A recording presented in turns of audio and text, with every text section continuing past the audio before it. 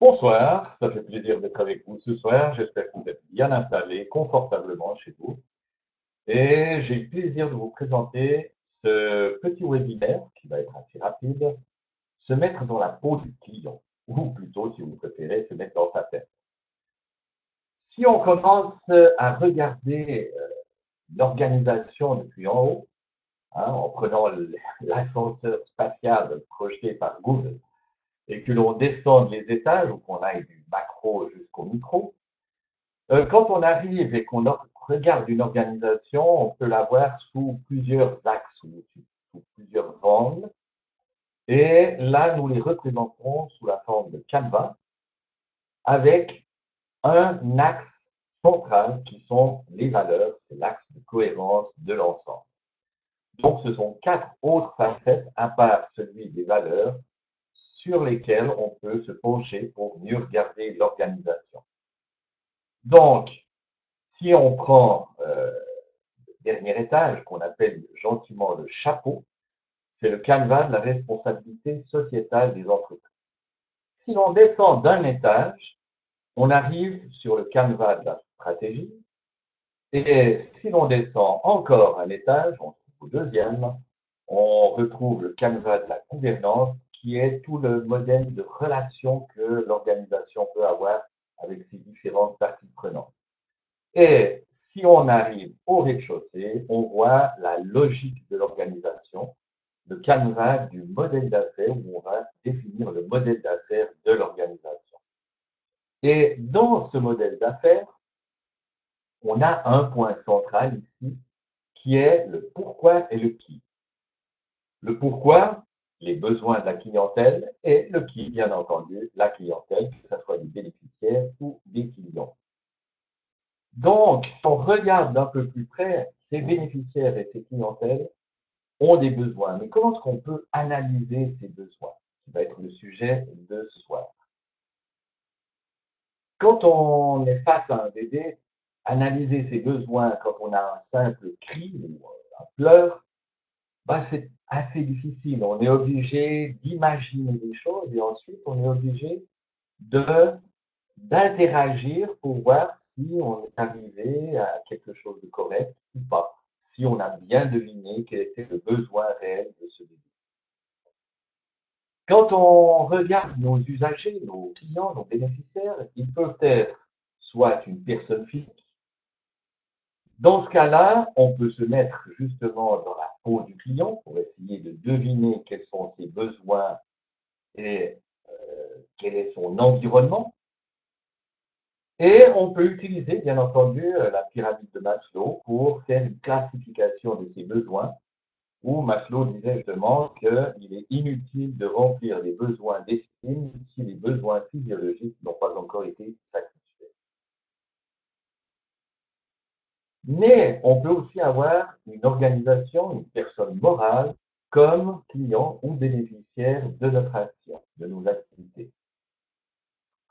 Dans ce cas-là, il faut réfléchir d'une manière différente parce qu'elle a des propres clients, elle a des besoins de ses clients, elle leur fournit des biens, des prestations, des services, elle les produit par un processus, elle utilise bien entendu des ressources et elle doit garantir ou améliorer ses propres résultats.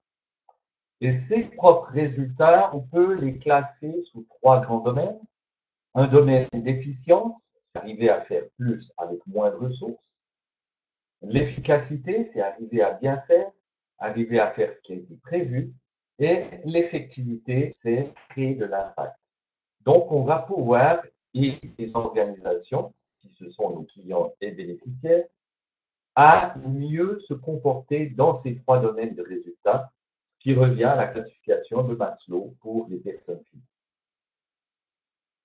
Et là aussi, on peut faire l'exercice de se mettre dans la peau du responsable. Mais c'est quoi cet exercice? Donc, c'est ce qu'on appelle l'analyse détaillée de la clientèle. Donc, il faut essayer de deviner ce que notre client pense. Ça veut dire prendre un certain recul et se mettre progressivement à sa place. Ce n'est pas un exercice extrêmement simple parce qu'on a très souvent tendance de regarder notre propre nombril et non pas le nombril des autres, à moins que ce soit une personne de sexe opposé très jolie devant nous. Donc, cet exercice, il est divisé simplement en quelques segments que l'on va voir maintenant. Premièrement, notre bénéficiaire, notre client, il voit et il écoute. Donc, il a des inputs.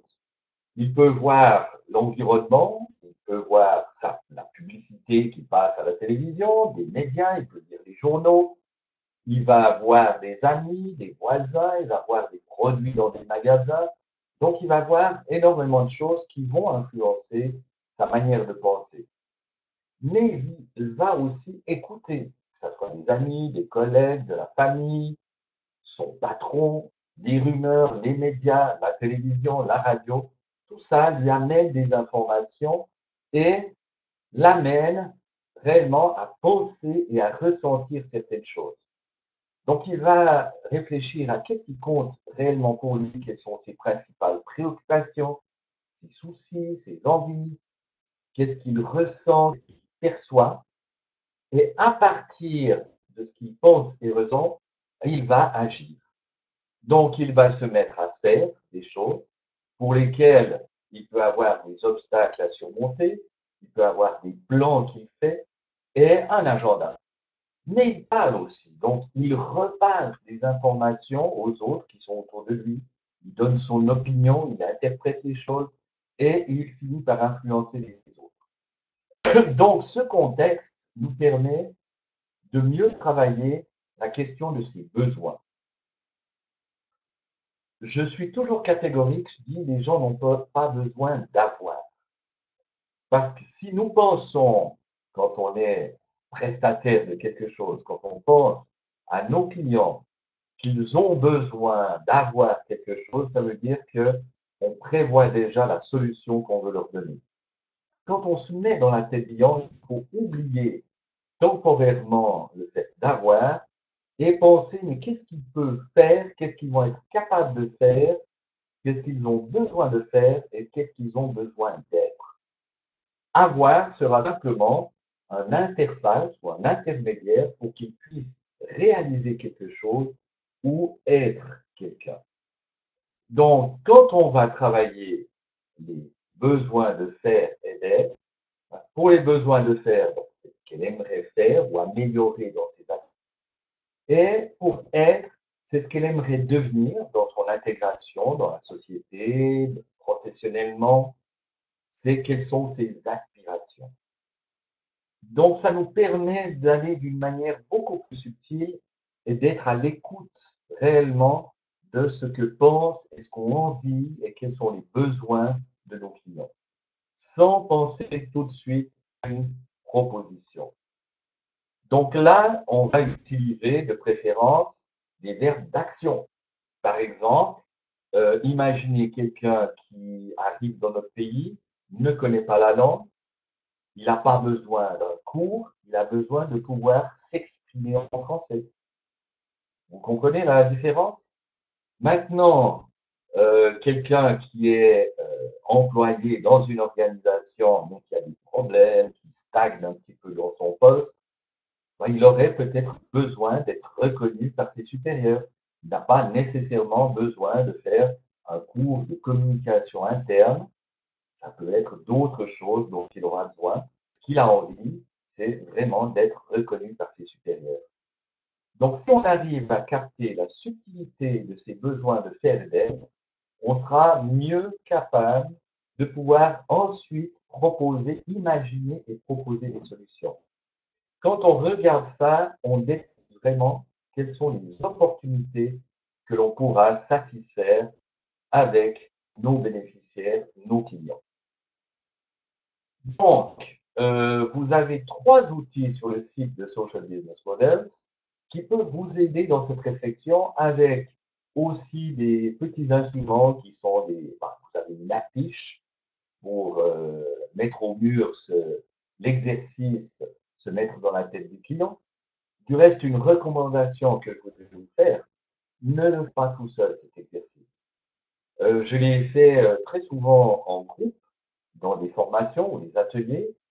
Donc, plusieurs personnes, des personnes qui n'avaient rien à voir avec le projet, venaient aussi faire l'exercice et c'est d'une richesse absolument extraordinaire.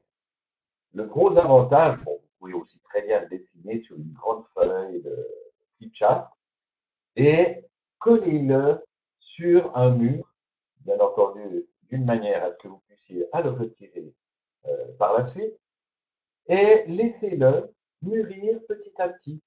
Et en passant régulièrement devant ce tableau, devant cette affiche, vous allez dire, tiens, j'avais oublié ça. Il pourrait y avoir ça aussi. Donc, c'est un exercice que je vous recommande. Ensuite, pour classer, commencer à classer ces besoins, vous avez l'outil clientèle et besoins, avec le lien que vous avez ici. Vous pouvez les rechercher aussi sur le site. Et j'ai fait une petite coquille sur le troisième, c'est clientèle, besoins et prestations, où vous allez un petit peu plus loin, vous allez essayer de définir quelles sont les prestations qui vont répondre aux besoins, mais en analysant plus en détail les besoins, les composantes de ces besoins, pour pouvoir ensuite ajuster les caractéristiques des prestations que vous avez imaginées. Voilà, c'était ce que je vous présentais, je voulais présenter ce soir et je suis à votre disposition pour des questions. À vous la parole.